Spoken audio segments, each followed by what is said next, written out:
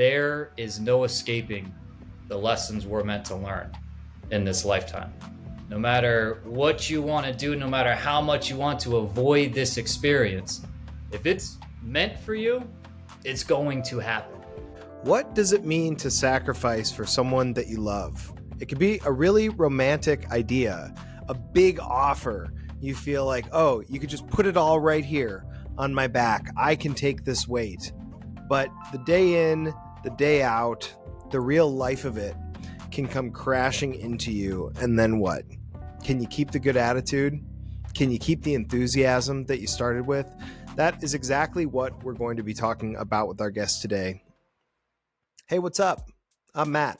Welcome to Earth Monster, the storytelling show that celebrates vulnerability and speaks to the darkest, messiest little parts of your heart about the lies that we tell ourselves every day, the stories that we use to get out of bed, the fantasies that we let propel our lives.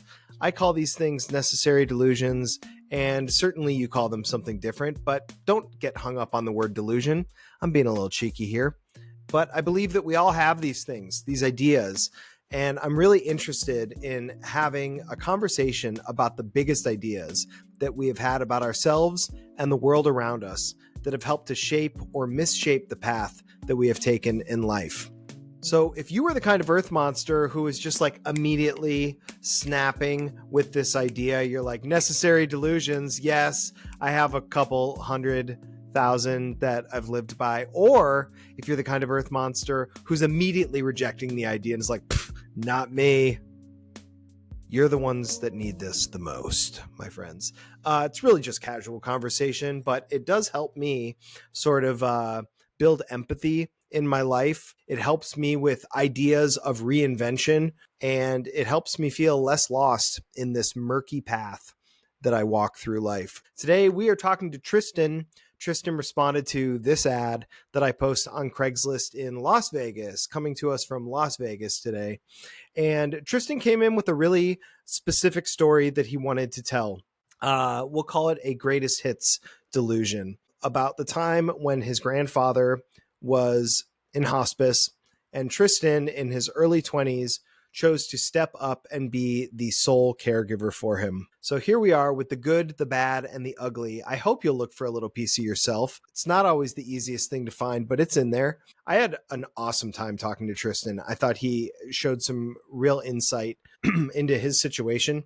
I hope you'll enjoy it. So let's go now to my conversation with Tristan. So one of the key lessons that it's been like an overarching theme for my life the last, I would say, since December of 2021, when my grandfather first went on hospice, is there is no escaping the lessons we're meant to learn in this lifetime. No matter what you want to do, no matter how much you want to avoid this experience, if it's meant for you, it's going to happen. And those hardships, those challenges are here for you. They're not here to try to screw you up or to throw you off your path. They're there to help you grow. And so these challenges, like you mentioned, these deepest moments that all of us humans share are here tying us all together, allowing us to grow, and then through our growth, help others through those times and through those deepest, darkest emotional moments in our lifetime. Yeah. God, you really just hit it right on the head, man. Why don't you, well, I don't know. Would you like to start with talking about your grandfather and kind of the role you played there? Yeah, absolutely. I'd be happy to. So a little background. My grandfather lived in the house with my brother, my mom, and my dad and I growing up. So he was a parental figure, but really more so was like an extremely older brother that was just there to help support you and guide you and do what you needed to do. So like pick us up from school, take us to school, all that kind of just chores type stuff. That was my grandpa. So when he had a stroke and then had to get a brain surgery, and we weren't really sure if he was going to make it or not. So after he recovered in the hospital, we put him into it was like a therapy home, but after his surgery, it became pretty clear after pretty much a week, like, oh, there's really not much movement gonna come back. So Yeah. you're gonna be bed bound. And that's kind, like I said, that experience was coming for him. No matter what he wanted to do, this was how his journey was ending in a bed, stuck Yeah. in the bed. And so for myself, I was like, ooh, this man has done so much for me growing up. I would love to be able to do all that I can is a thank you. Kind of like, okay, this is how your story's going to end. That's clear. My parents both work, so it's like, oh, we can't really do this. And I was living with my girlfriend at the time, so it's like, okay, guys, I will drop everything.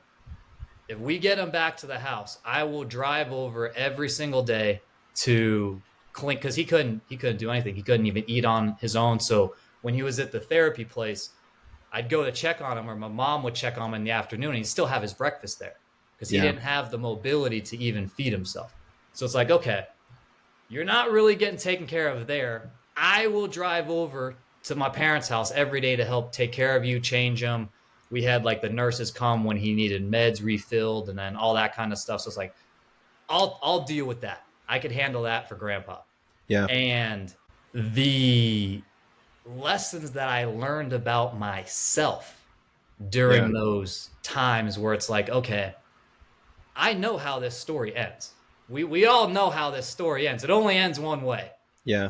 But there was still so much like internal pride of I'm going to do all that I can to try to change that. But it's like you can't. This is how that story ends. There is no changing it. Meaning that you think you went into the experience with like almost an underlying like hope that you were going to be such a Yes, great caretaker that you were going to turn this around. 100%. And Wow. then as we kind of started unrolling, it's like, okay, 6 months go by. And the first place that had him on hospice dropped us because they said, okay, well, he looks like he's not really getting any worse.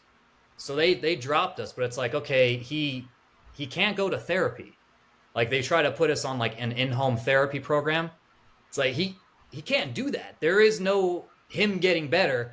I'm just trying my hardest to keep him as comfortable as possible that he's actually loving it. He gets 3 meals a day. He gets to hang out and watch TV all day. People come and go. So it's like he's having a blast.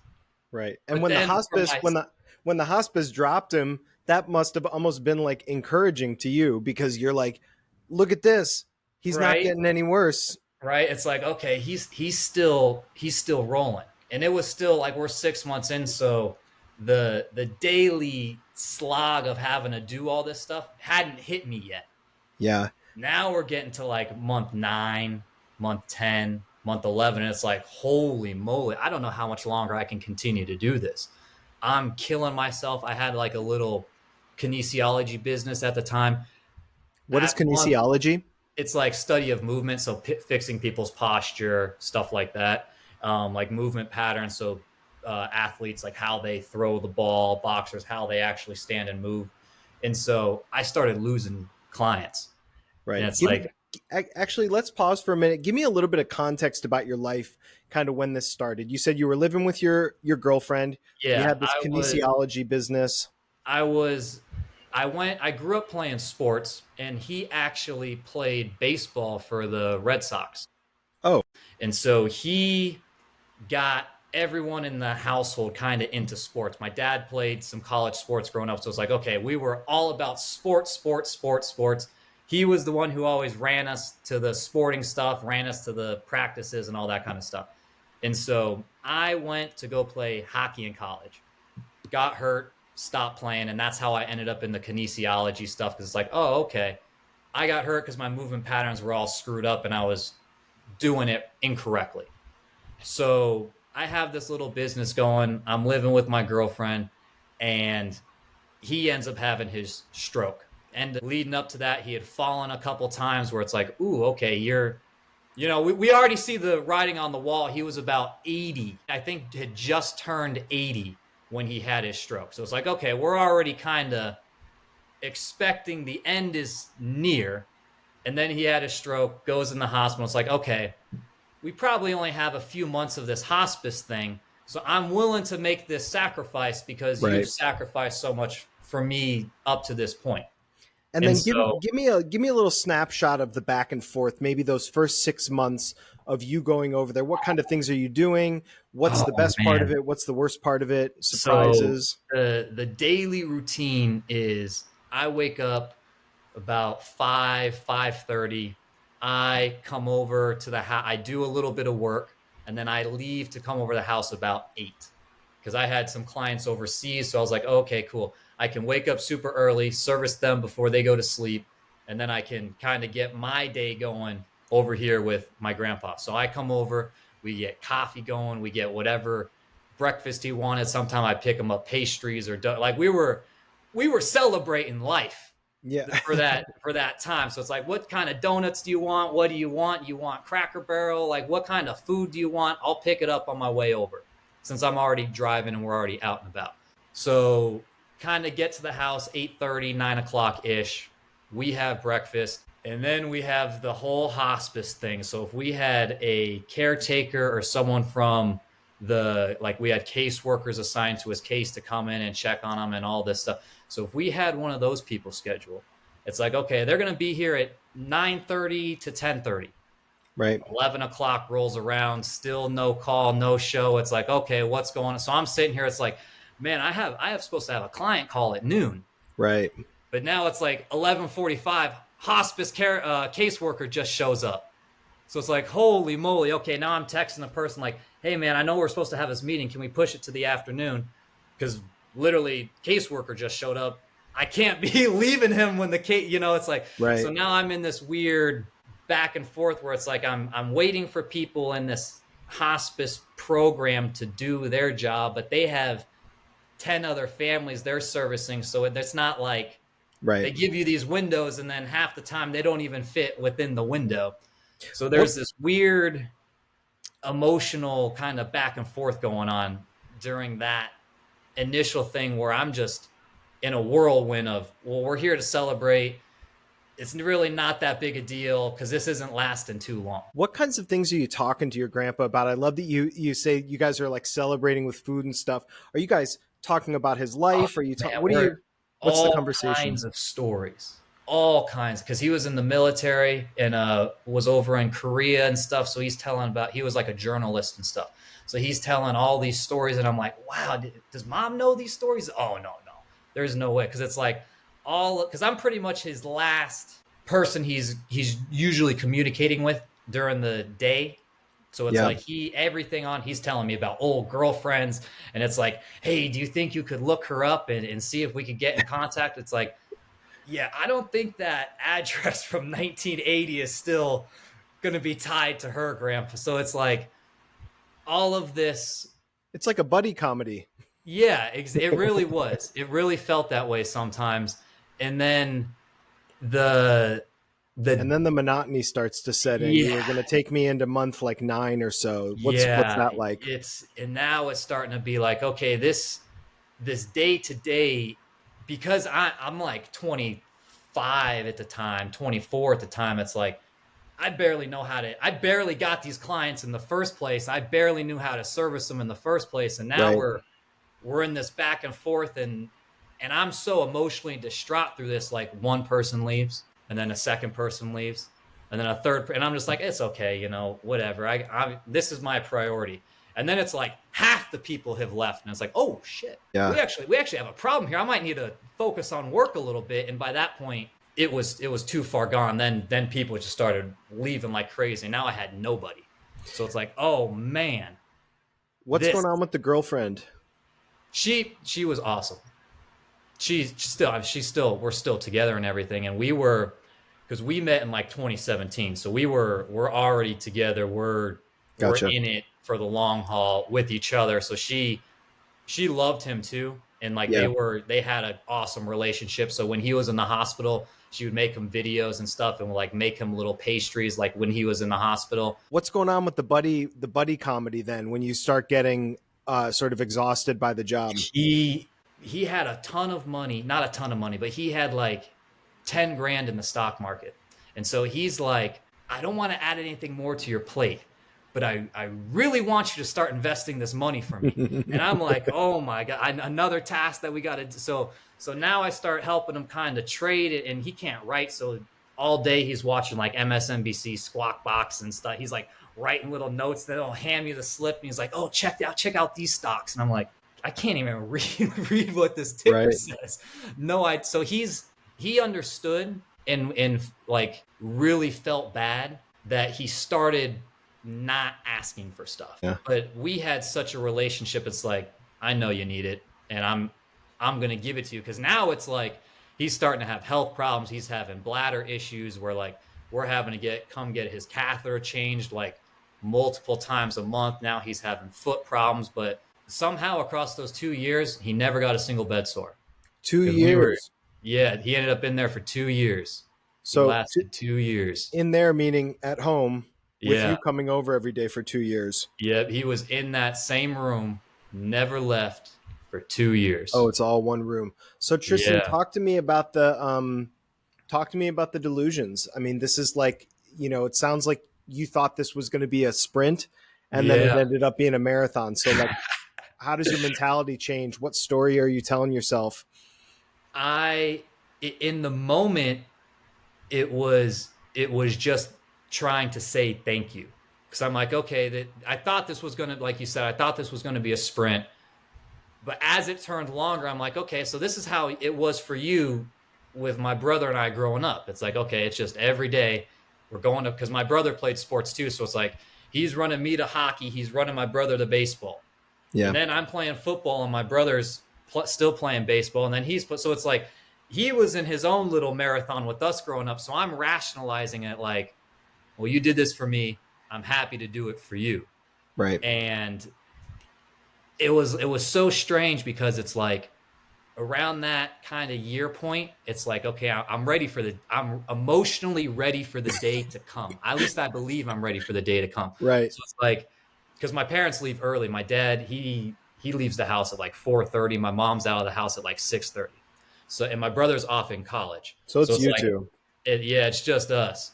And so when I come over, get to the house at 8:00, it was like every day kind of like slowly open the door, like, okay, are we still doing this or are we not? And it's like, like I'm ready for that day to be like, okay, finally it's here. But he kept rolling and kept rolling and kept rolling. And I'm like, I'm ready to do this for as long as we need to, because once we kind of got closer to like the 1.5 year mark, because now the business is dead and I shut it down and I'm like, okay, I'm not trying to do anything else. This is what I'm doing, is I'm helping you through this experience because you've been in this bed for 1.5 years and I don't know how much longer you're going to be in here, but I couldn't even imagine. What are you thinking about yourself in this moment? Because you're 25 years old.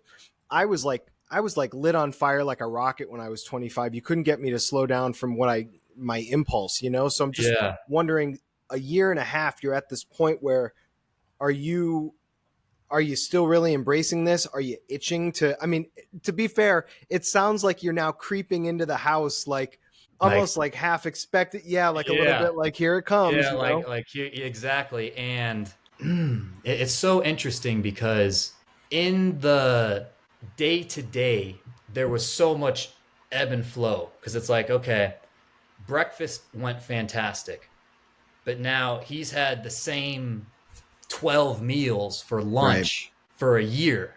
So he's like, I don't want soup anymore. I want some weird ass thing. And it's like, Grant, I'm not spending 45 minutes making that. Yeah. So now it's getting more difficult to celebrate. Yeah. Right. So it's like, then he's like, well, then I don't want to eat. And I'm like, all right, fine. That's fine. Yeah. And you don't get lunch. And then it's like, so then I leave and I go back upstairs and it's like, okay, well, I'm not going to not feed him lunch. Now I got to call him back. And then it's like, okay, sorry for getting so pissed off. What do you want for lunch? We have these 4 or 5 things I can make for you. Which of these would you like? So then he's like, okay, I'll take this one. So now kind of around that 1.5 year mark, it's like, there's these moments where I'm getting so angry. Yeah. Like I'm just so angry at the circumstances. And I Unpack the can, anger. yeah, and it's like I can feel it starting to come out on him. And it's like in the moment it's like I know I don't want to do it, but I can't help myself, so I'll have these like explosions. And then And what are it's those like explosions like? Unpack that anger a little bit for me. What are you angry about? the really just the circumstances of everything, because it's like, okay, I was living with, because now it's like I'm spending 1 or 2 nights a week at the house because I'm tired of just driving back and forth. So it's like Right. after dinner, and we get him situated with dinner, we get his last diaper changed for the night. Then it's like, cool, now I get to drive another, because and she lives all the way across town, we lived across town, so it's like now I get to drive another half hour Right. home. And then I get back to the house and she's like, what are we doing tonight? And it's like, I'm freaking exhausted. I did nothing all day, but I am absolutely spent from Yeah. emotionally trying to regulate myself all day and dealing with these hospice people that we supposed to have a doctor come to check on his feet. Right. Doctor didn't come check on his feet. So now he's screaming that he's in pain. And it's like, I know you're in pain. I can't help your pain. Doctor didn't show up. What do you want me to do? Is So he getting now, angry at you now too? Are you guys kind of yeah, going at each other a little bit? yep, So it's yep. starting to feel like less of a positive thing Oh that you're yeah, doing. the positivity evaporated right around that year mark. So let's accelerate a little bit. We've got 6 months here, and I want to cover it kind of fast, right? So what was the Absolutely. ramp? What was the ramp up like? So the last 6 months were crazy because he was fine. He's chilling, he's chilling, he's chilling. And then my brother was getting back from college. So now it's coming into Thanksgiving break. Early November, he's like super stoked for things because now it's like his whole life is food. And he loved Right. food beforehand, so now his whole life's food. So it's like Thanksgiving, yes. And my brother's coming back. Tanner's coming home, yes. So he's super excited. Thanksgiving comes, and then it's just he's like, I don't want to eat. And it's like, all right, well, what do you want? No, I don't want to eat. Period. And it's like, oh, okay, like you, Because it nothing kind of sounds. peaked. He kind of peaked Yeah, at Thanksgiving. Yeah. it not even necessarily a peak because it was more like, because it was still a slow degrade I kind of see. over those 2 years, but it was like Thanksgiving was the last slowness. And then once Thanksgiving hit, it was quick, and he passed like December 5th or 6th. Oh, okay. So it was like Thanksgiving happens, he got to see my brother come back home, and then he decided he was done. Is what it pretty much felt like. He said, I'm checking out. Thank you guys. And he just shut it down. Tristan, I don't want to get more personal than you're comfortable going, but like, how did it end up? How do you end up going? I mean, I think it was a Saturday or Sunday. So it was a weekend day. My girlfriend ends up coming. We end up coming over to the house. My brother's there. She's there. Everyone's there. And it, like, in the morning, it was kind of like, oh man, he's really not doing good. So for like that last week from Thanksgiving, he doesn't want to drink anything now. He really doesn't want to eat. So I'm spoon feeding him with a spoon, like orange juice, because it's like now he's not drinking anything, and now his breathing's get, so it's like, okay, we're having a, and his, because yeah. of his stroke, like he couldn't really chew great anyways. So now he's barely able to swallow. So it's like we're having a spoon feed him just to keep some liquids in there. He gets put on an oxygen tank on like Thursday. That weekend, so now I'm waiting for the oxygen dude. I'm like, oh my god, this is insane. Like this is actually happening now. After Yeah. this 2 year thing, it's like this is actually going to happen. We get the oxygen tank, get it set up. It was literally like a day and a half later, 2 days later, that Saturday or Sunday, he says, nope, no more drink. He has like these little dip things, like you dip them in water and then he like sucks on it to get some water. He says, nope, no more of those. So now his mouth's hanging open. He's got like all the chapped lips and chapped tongue. And I'm sitting, I'm like, you ain't gonna die all chapped up like that. So I'm taking the little dipper and like rubbing it on his lips and rubbing it on his tongue and gums and stuff, just because they're starting to crack. And it's like, oh man, that just looks painful, even though you're not moving. That looks horrible. And is he still And talking to you and stuff? Are you having conversations with him? so no one else was able to communicate with him, but because we had this kind of I could tell what he wanted. Yeah. We'd be like on the TV and I'd kind of look at him and be like, you want something? And it's like, okay, I know what he's saying, but no one else could really communicate with him. But just because of our past 2 years, it's like, okay, I know what you're saying. I got you. And then he would kind of do like a little head nod and it's like, okay, I knew it, Grandpa. I knew that's what you were asking for. And it gets to be, it was like 6:30, and me and my girlfriend decide, all right, we're gonna go for a walk. We literally go for a walk, come back. My mom says, you might want to go check on Grandpa. We don't think he's here anymore. And I'm like, what? So I go in there and I like sit down, and it's like I'm looking at him and I'm like, okay, I don't know. So it's like I'm literally sitting there, I'm sitting there next to him, kind of holding his hand, and I'm like, probably for like 3 to 5 minutes. I'm like, man, I really don't know. My dad puts his hand on my back and says, I don't think he's here. Bam! Just overwhelming amount of emotion. Yeah. So I'm losing it. I'm like literally sobbing like a child. And it's like, which I never expected. So it's like, I've known this was coming. And then it just, everything hit at one moment. And I was crying because I felt so free. And I was like, whoa, this is not how I expected to feel. Yeah. I was like, I'm free now. Whoa, what am I gonna do? Like, like this was my life. Like, what am I gonna do now? And so it was such a whirlwind, because it's like I'm sad that he's gone, but I'm more so like excited that he's no longer like in pain dealing with this. Mm-hmm. But at the same time, like I felt guilty for being so happy. Yeah. Which was so, it's like I'm so happy but so guilt ridden at the same time. It was very wild. Tristan, hit me with some lessons. What did you learn about yourself in this 2-year process? One of them is there's no escaping the lessons and experiences that we're meant to have. So it's like, okay, and this is part of like ties into because the whole time through that, like I was interested in numerology and astrology in high school, in college. I'm doing readings for my friend. Like I've been into this for a long time, the numerology and astrology stuff. So I was going through it with my grandpa, and we're talking about different things. And then like the day that it happened, the time, it was so crazy because I started being able to predict things. So I'm talking to my girlfriend. I'm like, I think next Thursday he's going to have a problem with his catheter. Because like if he's going to have a problem, it's going to happen next Thursday. Sure enough, Thursday rolls around. He's got his problem with his catheter. And I'm like, whoa. And then so all of these different things start aligning where I'm like, every time I'm into these numbers and stuff, I'm getting support from the universe. That like, okay, this is supposed to happen, and it's supposed to happen this way. So I had a realization of whether I had 3 clients, 30 clients, 300 clients, this experience for me was going to happen. I was going to go through this turmoil, lose these people because I needed to learn these lessons for myself. And it just so happened that the vehicle that was going to deliver them was him going through this hospice experience. And he had his own, I don't know what they were specifically, but he had his own lessons that he needed to learn through his hospice experience. And no matter what we wanted to do or how much we wanted to change it, those experiences were going to happen. The only thing that was the variable was how intense is this going to be in the magnitude of this based on our inputs.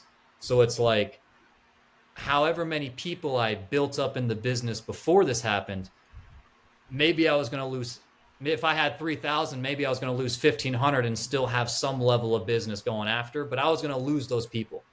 Yeah. That experience was going to happen because I needed to realize for myself, I'm the one that's responsible for this, and nobody cares if I ask, because for the first probably year, it's like I'm doing this on my own. Right. Like this is me and my grandpa. And then it's like once we started getting closer to the end, it's like, well, he doesn't care if I ask for help. My brother doesn't care if I get help. None of my parents care. They just care, is the work getting done? Right. So it was like with the clients, it's like, okay, well, they didn't care if I just hired someone to do it and help service them while I was dealing with my grandpa. But I didn't want to because I had this like ADHD obsession level of like, I need to control every single aspect of everything going on. And this whole experience just ripped all of that obsessive control away from me. Would you Where it's say like, that that obsessive control would you consider that a theme that you've carried with you throughout your life, or at it's least something before that that? I absolutely had up until those experiences. And then through that experience, I realized, oh, okay, if I would have just not been so anal about this thing, that would have worked out better. If I would have just asked for help over here, I would have gotten help and no one would have cared. So Yeah, like with the numerology and astrology stuff, it's like now, before, if I didn't know something, or someone came in for a kinesiology appointment and they had a problem that I couldn't help them with specifically, I just say, oh, sorry, man, I can't help you. Now when someone comes in, it's like, oh, I know the exact person that can help you. Let me, because they don't care if I help them or not, they just need the help. right. And so this relaxation of control of like, I have to be the one to do everything, was probably that combined with the there's no escaping what is coming your way. So you can either embrace it and like, okay, this is going to be a miserable experience, or not even necessarily miserable, but this is going to be a very emotional experience, so Right. I can embrace that. Or the more I resist it, the more painful that lesson's inevitably going to be. Yeah. Tristan, I before we sort of cap this off with I think the business that sort of ends up beginning and starting in the wake of this whole experience. Just humor me with this. If you were to go back to when you're 11 years old, fifth grade, what was the most important thing in the world to you when you were 11? Winning. That Can was you it. That was everything in my life. give me the context? Can you unpack that? Like with sports and everything boiled down to winning. And the so like like we don't have a lot of money, which is why we couldn't afford to. We have money, but not like a lot. Like we're dead nuts middle class, and like that's how my parents were growing up. And my parents sacrificed to put me through baseball lessons. My parents sacrificed to put me in hockey lessons. So when I'm going up to bat, it's like, oh man, my mom spent $500 for me on lessons this week. If I don't hit the ball, I'm letting her down. You were So it's feeling like, those stakes. I absolutely living and dying in those moments of you perform right now because this is your opportunity to perform, and the performance is only there so that you can win. So it's like winning at all costs, which is how I ended up getting hurt and messed up my hand. And then I'm like, okay, well, I have a hand injury. I literally took a weightlifting glove, strapped it in so I could hold my stick underneath my glove when I was playing hockey. Because it's like, I have my hand, but I need to be on the ice performing more than I need my hand. So You it's know, it's winning at all cost was the theme, regardless of how I felt or how I did. It's like if I did my absolute best and we still lost, I'm like, I was a failure. I myself, Tristan Mueller, failed. And so through this experience of like, there is no winning. right. You don't win at hospice. Everyone loses. And so There's the title the of the episode. like the shift in values from win at all cost to do your absolute best so that you can tip the scales of winning in your favor as much as you can. Yeah. So I still have the theme of like just win, but now it's not all me. It's not up to me to win. It's like I can ask for help and still win. I don't have to be the best. As long as I do my best, that's how I win. And so that kind of was a full circle moment, from because that was my whole life was sports, competitive, win, win, win. And when you're trying to win at sports, you're forced to compare yourself to someone else because you're playing against someone else. And it's like, okay, so now I don't need to compare myself to anybody. I just need to do my best. And if I need help, I can ask for it. And if I end up winning because of it, fantastic. I could credit the other person. But no one cares if I got help or not, especially if you win. So Tristan, now tell me about the thriving business that you started in the wake of your grandfather passing. So that whole emotional experience it made numerology and astrology real for me, because it's like the whole, even as I'm in high school and looking this stuff up, I'm investigating it and studying it so that I can prove it's not real. So it's like I'm learning this about mine. I'm like, that sounds a lot like me, but that's not me. Mm-hmm. And then I go and I'm telling all these other people, and it's like, yeah, I'm trying to find the holes of like, okay, here's what your chart says about you. Help me disprove this. Help me prove that this isn't actually how you are. So you'd been And resistant. You were interested in this thing, but you'd been resistant to it. absolutely. And the ending of the 2 years when I was literally talking to my girlfriend, like, if this is going to happen, everything says it's going to happen on Thursday, and then it happens on Thursday. Right. It's like, it's freaking mind blowing. And then the, like, I'd have to dig deeper into the numbers, but like the timing of the time that he died, the day that True. he died, when in the month, it's like all of this stuff aligned where it's like, oh man, that this was literally written for me to have these experiences so that I can help other people going through the same thing. These other people that are in these deep, dark, emotional times where it doesn't feel like it's purposeful. It's like, this is just misery for the sake of misery. It's like, no, the universe is on your side. No matter what you think, like, the universe wants you to win because you're here for a reason. We all have a role to fulfill, and the more you align with that role, the more enjoyable your life is. And so helping people going through these moments kind of figure out, well, what's the lesson I'm supposed to learn here so that I can get past it quicker, instead of sitting here and having the same 9 years over and over and over again, to where you literally never change, you never grow, because you're constantly getting taught the same lesson, just slowly becoming more painful until eventually it clicks and it's like, yeah, I'm probably not going to do that again. And now you've learned. I was going to just prompt you. I want to know, how do you turn that into a business? What is the bit? Because now you found the pain point that you're solving, right? Yeah. So I'm like, well, let me look at my chart and let me see what aligns with it the best. And it just so happens, like, within all my stuff, it's like, yeah, if you want to do a numerology and astrology business, the universe will support you in doing it. So I'm like, okay. What does that He business look like today? Right now we have two little communities on school.com. We help families that are also going through the hospice experience. So we help them specifically. And then we help 20-year-olds kind of figure out what they want to do with their life. So, like, if it's mainly people that are interested in business and marketing and stuff like that, just because that's my background. So I have the most ability to help, or the Yeah. highest ability to help those kind of people. But we help all kinds of young people and really older folks find purpose and meaning in whatever their actual day-to-day experience is. Because a lot of folks, it's like, if you told me that experience would lead me to starting a new business, I'd say you're absolutely crazy.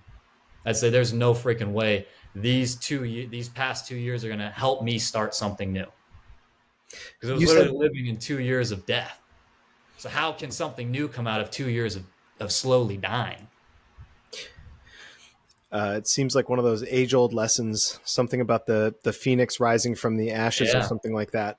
it Um, really was. you said school.com is where the communities are. Yeah, it's just a community platform, and that's the one that has the simplest interface that I found for families, so that I can invite someone in and then we could get other family members in, so where they don't have to create all kinds of different accounts and now everyone has to pay different things. It's the easiest for me to host people on, so that's why I chose it. But usually, like, the name of it is Real Occult, REALOCCULT. Mm-hmm. So how I start people is just realoccult.com, and we do like a 30-minute deep dive reading strategy session, just to see if, because some people aren't a good fit.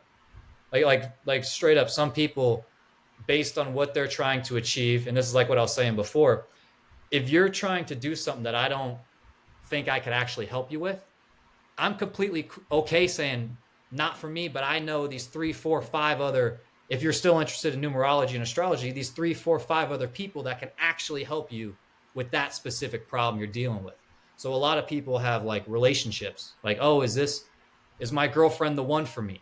It's like I can do surface level of that, but if that's what you're solely looking for, I'm going to refer you off to someone else who specializes in that thing Right. specifically.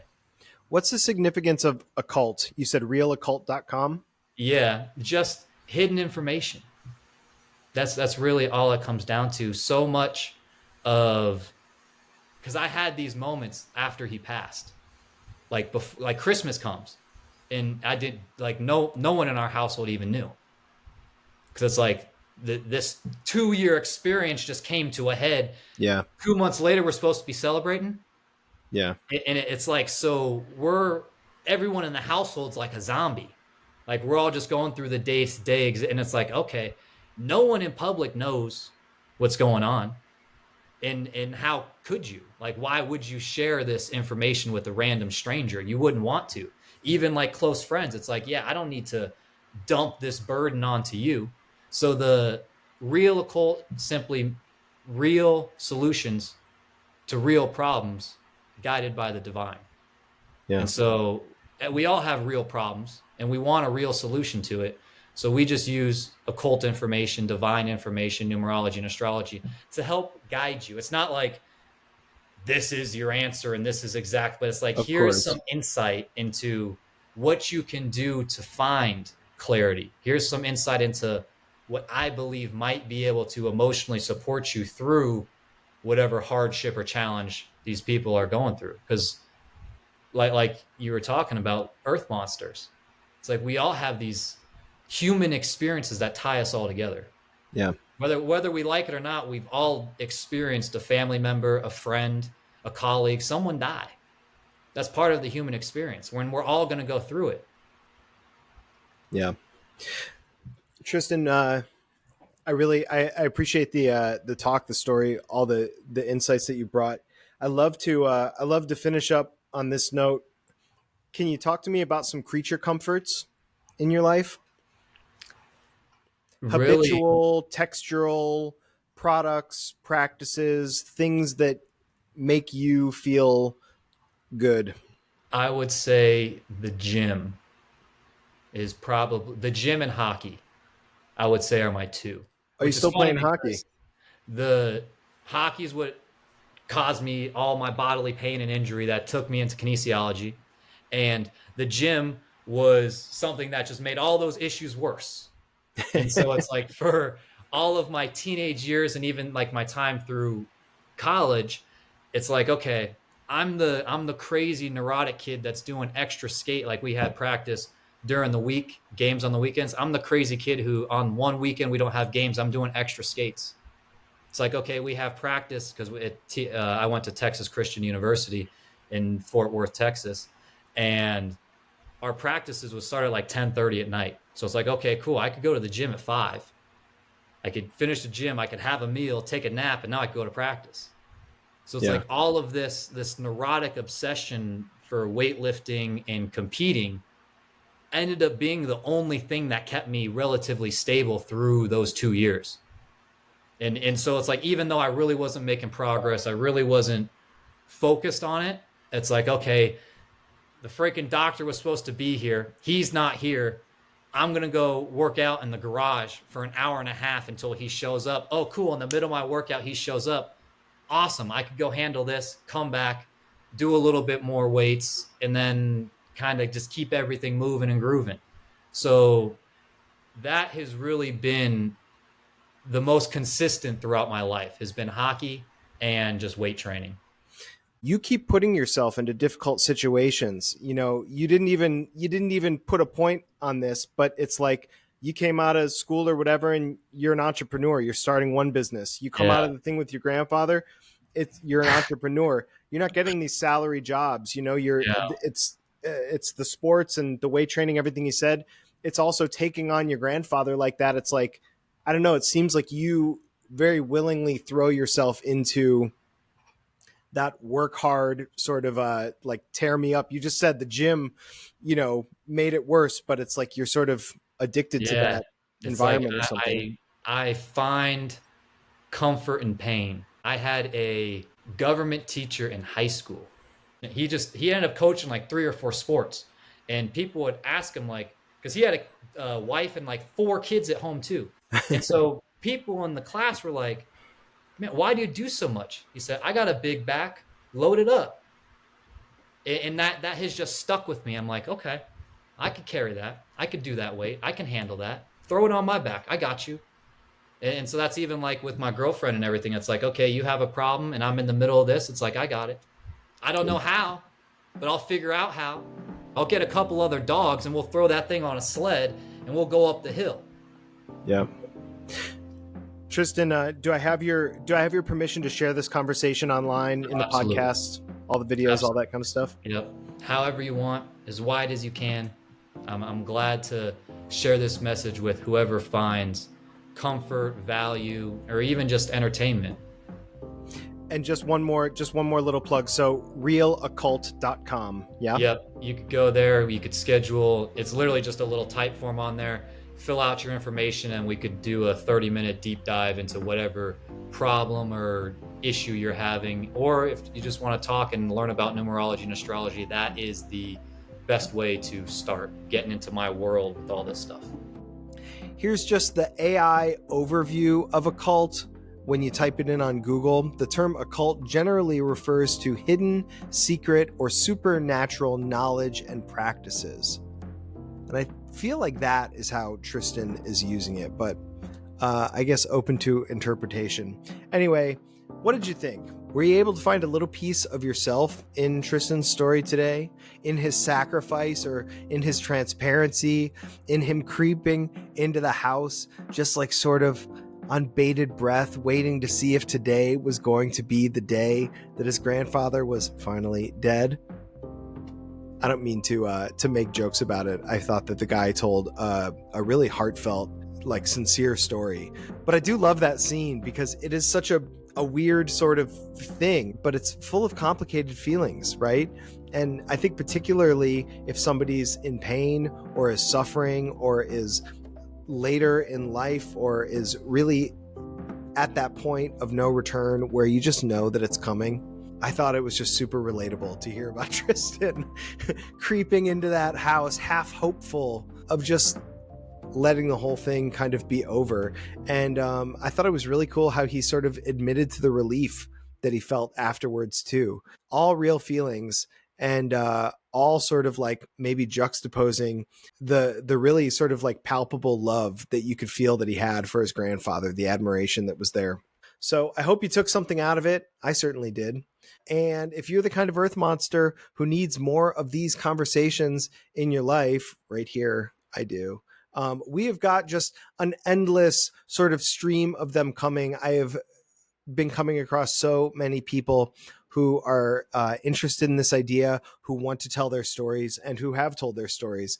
And I'm only having compelling conversations. So I hope you'll subscribe and come back next week. But here's the homework. Get an idea of what kind of earth monster you want to be. Hang on to it tight like a dog with a bone, and don't let it go. Think it, feed it, do it. And we will be back next week with more epic, everyday stories of success and redemption.